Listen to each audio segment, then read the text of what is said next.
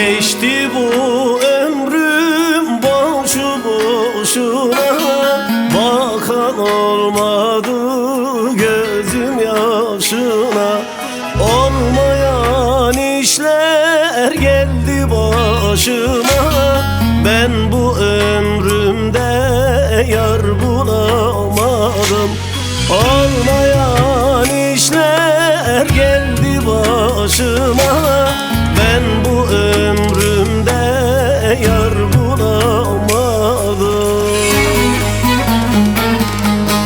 Yar bulamadım, yar bulamadım, kendime göre yar bulamadım.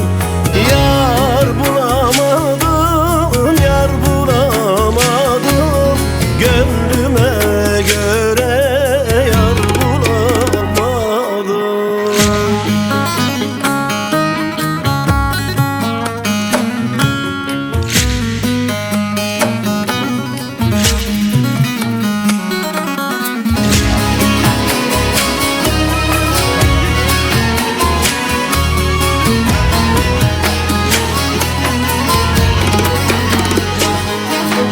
Düşmesin diye elinden tutup onun yerine ben acı yuttum.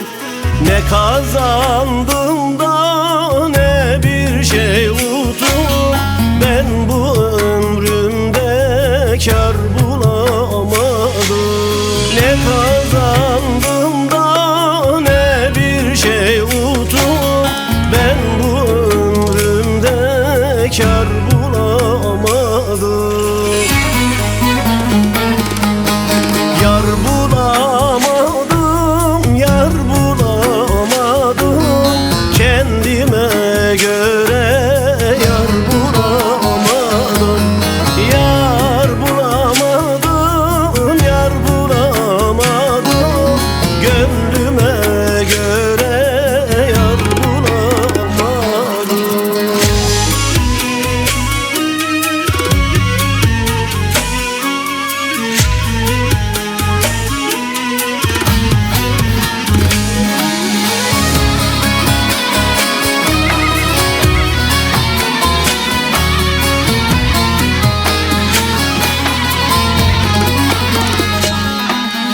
Aşık Cem'im hep çileli geçti, gelen ok atıp sinemi deşti. Gönül desimden yadenler içti, ben bu ömrümde kar